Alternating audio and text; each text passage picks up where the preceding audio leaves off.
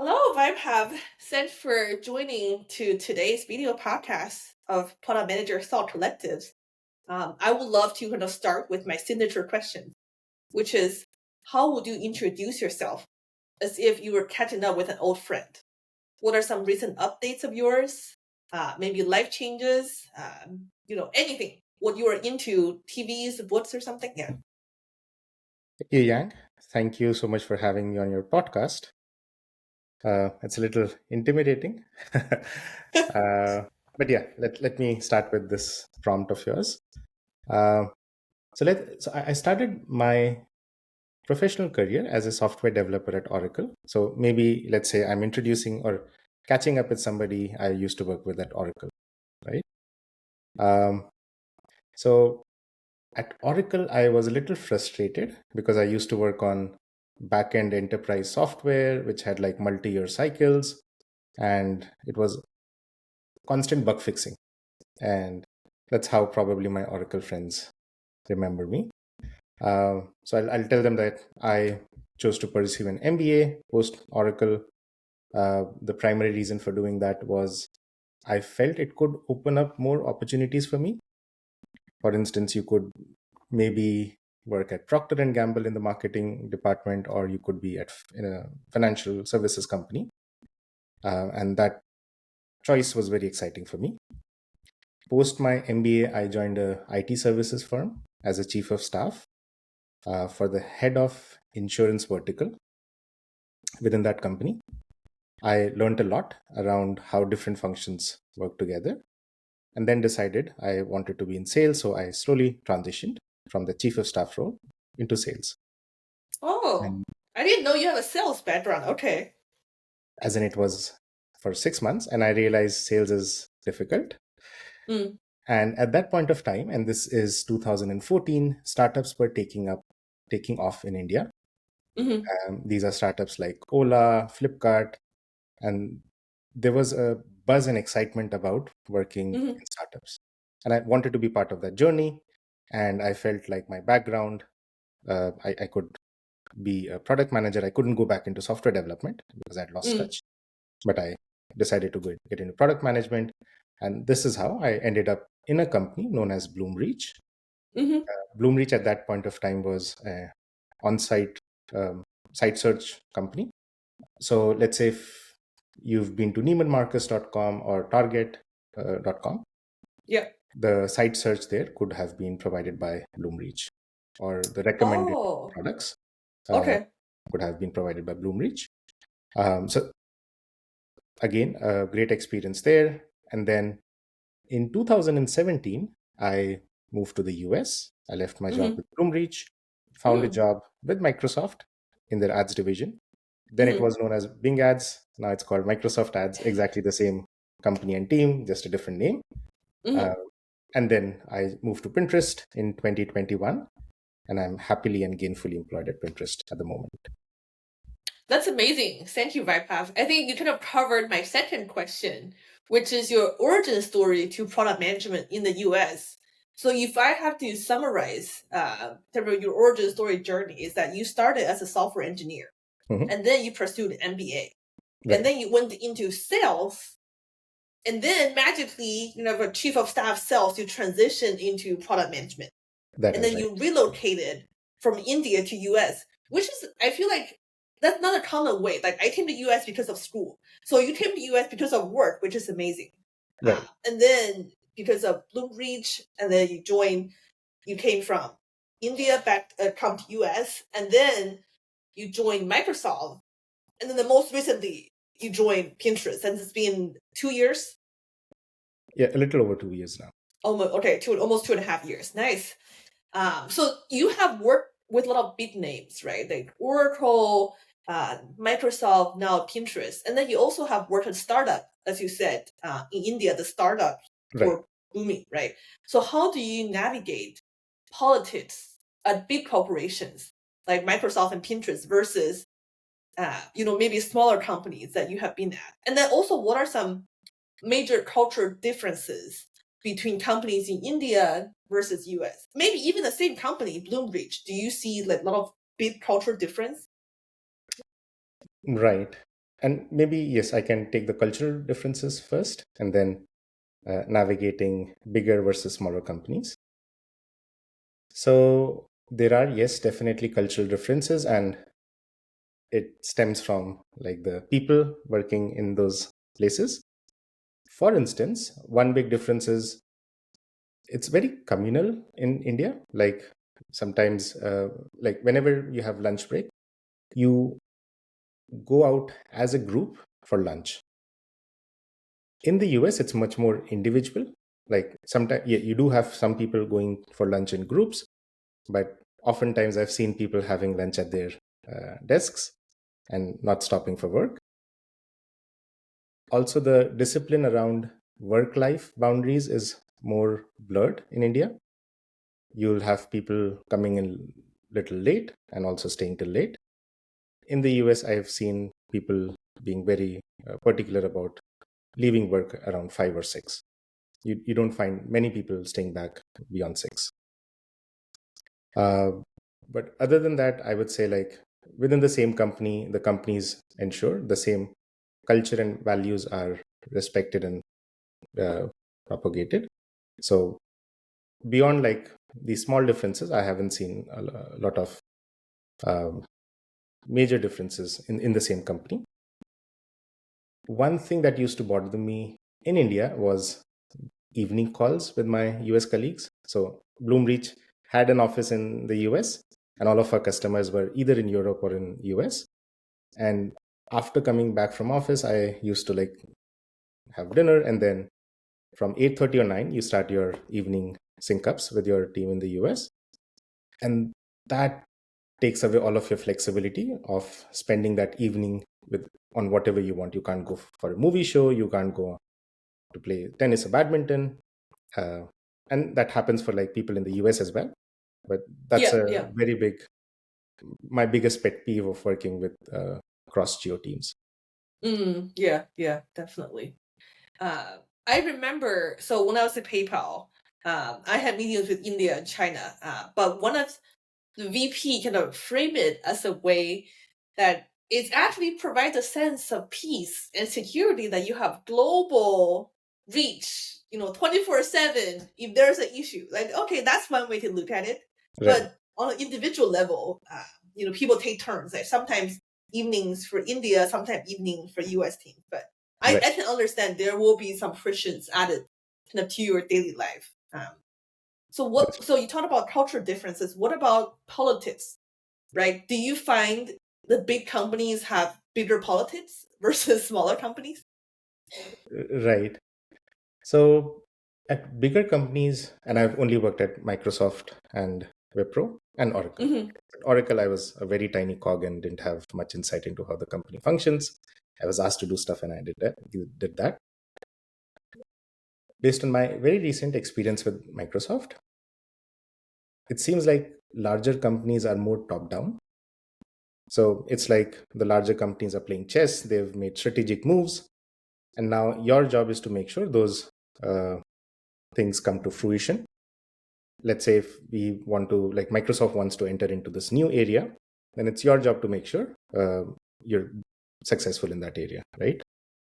At Pinterest or startups or smaller companies, you have more agency and influence, and you can say, hey, I feel this is an important area that we should explore, build a case for it, and if it makes sense, you don't have to convince like multiple levels of people. It's fairly easy to get alignment and at least get some initial funding to try out that idea. That threshold to try out or get funding to try out something is much, much higher in a larger company. Um, and that to me was the biggest difference between a startup or a smaller company like Pinterest and Microsoft. The second difference could also be that when you're at a larger company, you're maybe optimizing for your career. So there are things that are like if you deliver impact and you do things that are right for the company, usually that should be aligned with your career growth. But I've seen examples where there are three teams all working on the same problem just because each one wants to claim credit for the impact that it will create, even though it's suboptimal for the company, right? Why have like three different teams competing and fighting against each other and working on the same product area or same idea? Yeah. At Pinterest or at a smaller company, at a startup, that would be very rare. I see. I see. Yeah, I think that's it. These are really good observations. Somebody else that I interviewed with mentioned that actually politics are not bad, right? It's just like one way to deliver your message to the leadership, right? Right. Maybe sometimes there are no alignment. Sometimes the projects your team is working on have no visibility. So, through some messaging on the way up that you want to recognition for yourself or for your team. But I understand like sometimes politics sounds like a dirty word, right? Oh, people play politics, but it's just another way to get your message across, right? Correct. Through different forums, right? Yeah. That is true. And at larger companies, that overhead is a bit more, Mm-hmm. just because there are so many more layers, and you have to like convince so many more people.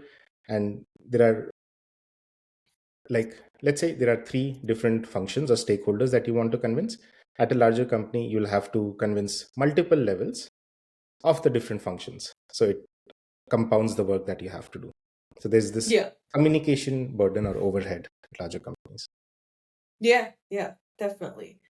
Yeah. Switching gears a little bit, can on the hot topic hashtag AI, right? Like that's on everybody's mind, top of mind. Oh, how do we use Gen AI? I'm Right. reading a lot of books, like listening to podcasts about AI stuff. But again, those are not applicable to my day to day job as a payments product manager. But Right. for you as a group PM at Pinterest, how do you keep yourself up to date with all the AI stuff, especially you're in the ads domain? Right. So I'd like to admit I am not the most updated person on AI, but I do make an effort to at least keep up to date on what's happening in marketing. Okay. Because my understanding is, as a PM, if I can if I am able to understand what creates value for a stakeholder in the ecosystem that I operate in, hmm I can then find out the tools or solutions that will solve that problem. Right. For instance, let's say um, there is this, uh, like Meta, for instance, has automated campaigns, and Yeah. Google also has like PMAX, right? Now, the problem that they're solving for is it's difficult to create performance at scale. Like, you have to put in a lot of resources, whereas Google and Meta are saying we can do it for you through algos and Yeah. AI, right? Right. You're there. Yeah. Now, Right. Yeah. that would be a problem I would be interested in, and trying to learn, like, what is the value that they're creating, which stakeholder or which segment of advertisers is it resonating with, hmm and then trying to figure out like what tools or solutions are actually delivering that commitment. Like, is it AI, is it some heuristic or something that was already there but it's being marketed differently? uh, Mm-mm-mm. so that's my approach to stay up to date with like what's happening in marketing. I have a few sources. One of them is newsletters.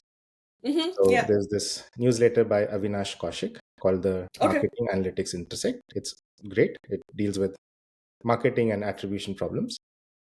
I'll Then make sure I link that when we publish this newsletter. Okay. sounds good. And then there Yeah. is this Today in Digital Marketing with Todd Maffin, and he covers like I think every day or every other day, and he discusses the latest happenings on in the digital marketing space, on what products did Google release or TikTok ban, and so on and so Mm. forth. There's Yeah. another one by Eric Seufert. Okay. I don't know if I'm butchering his name.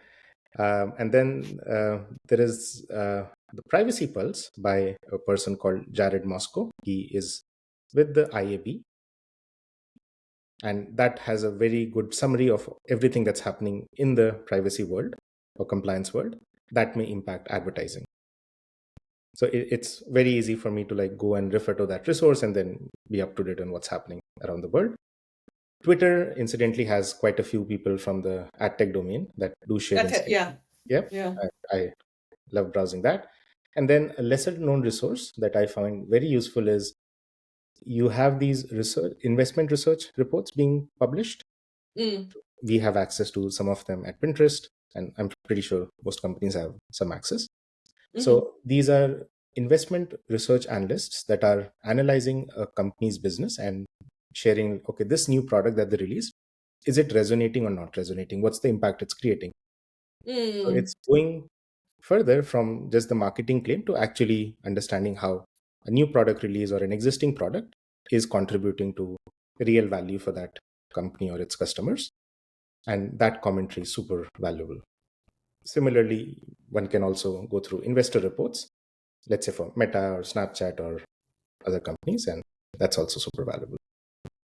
I love that. I love that. I mean, I think you definitely sound very knowledgeable and up to date with the marketing stuff, right? So that's another dimension of AI application. Might not We might not need to do all these like hands-on, those like AI imaging or text to video kind of stuff.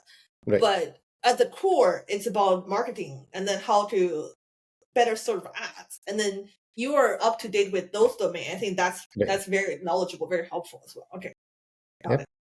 And then the next question is regarding on kind of career choices. So you are a people manager right now. that's right. I guess when or how did you decide on the transition from an individual contributor to a people manager? Was that something that you actively were seeking out? Or was that something like, oh, like we don't have anybody else. How about you take this role? Like, how did that happen? Right. So as people grow from, let's say, a new PM to a senior PM to a staff PM, like most people think that they want to grow in their career, and that means like growing in their scope and set of responsibilities. And then you ask yourself, do I want to grow as an IC, or do I also want to try out what being a manager is, right? And I wanted to increase my influence and scope, and you could have done it with being an IC and taking on bigger and bigger projects. Or the other way of doing it is you can be a manager and you can help or influence a larger area through a team of people. And this was a skill I wanted to learn and try out. And that's how this idea started. And I had this idea when I joined Pinterest. I had shared this with my manager and my M2. And it so happened that within a few months, there an opportunity opened up, and I would credit my manager at that point of time. He was very supportive and he said, it's fine if you have to move out of my team. I know this is a good opportunity for you, and the company needs a person there. And he connected me with that opportunity. So, yes, Oh, okay. So the first time you were a people manager is right. actually happening at Pinterest. At Pinterest, yes. At Pinterest. Oh, okay. Wow, I Yep. see. I see. So I That's joined as an amazing. That's IC, amazing. and Yeah, then, you joined as IC. Okay, yeah, that's what I remember. I remember you joined as an IC, and then we talked for a little bit, and then recently you said, "Oh, I heard that you're a people manager now. That's awesome." yeah, So basically, you had to kind of convey that, hey, I have the desire to grow as a right. people manager on that people management track. Yep, Yes, that's something I've been thinking for a while, as you know, for a bit, I guess, for a while. right, But in this economy, to be honest, I think I want to hone in my skills more as right, an IC. I think it's actually very good because traditionally, the career ladder, you have to be a people manager to go up. But now I have seen a lot more high level IC. right, For example, Shreyas Doshi, one of my favorite PM creators, he right. was the IC Yep, at Stripe, and then now he's very successful, right? He's an advisor, right. investor and stuff. So that's a way I see. Oh, you can actually be a higher up IC and then be equally successful. Yeah. That is true. And as an IC, like at least most companies have tracks up to the director level. I don't know if it's beyond the director level, Hmm. but at least at director or senior director, you can still be an IC Right. if Right. that's what you want. Yeah. Yeah. Definitely. Being a Um. manager was learning a new set of skills. It's like when you transition into product management, even though you have prior experience, it's like you're starting afresh. So Yeah. you Yeah. have to let go of your existing mental models and learn new things. Similarly, when you move from IC to manager, it's like starting afresh because it requires a lot of new skills to be learned.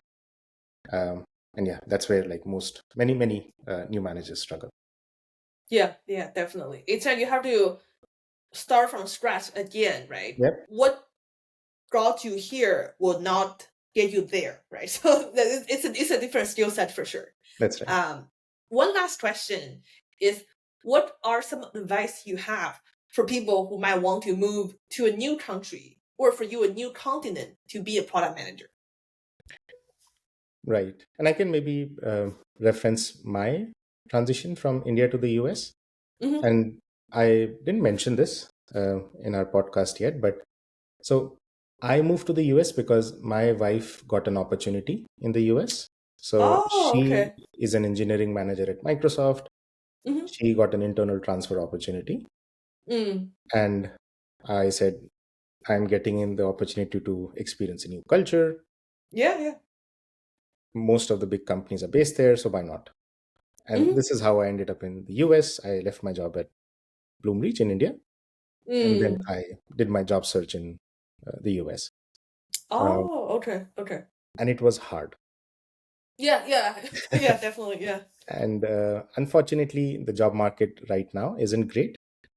And it was hard even at that time because Mm. the candidate to job ratio is worse for PMs just because you may need only one PM per 10 developers.